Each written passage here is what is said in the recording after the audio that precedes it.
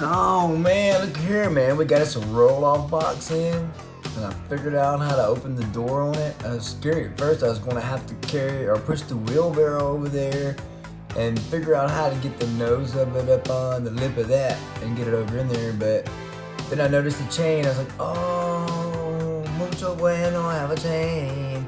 I can put on a chain. I can unlock the gate.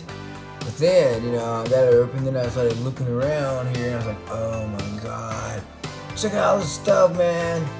It's out of touch. It's out of mind when it's in the barn, but when it's in the yard, it's not out of touch, man. It's right there for me to look at, and I gotta get rid of it ASAP. Come on!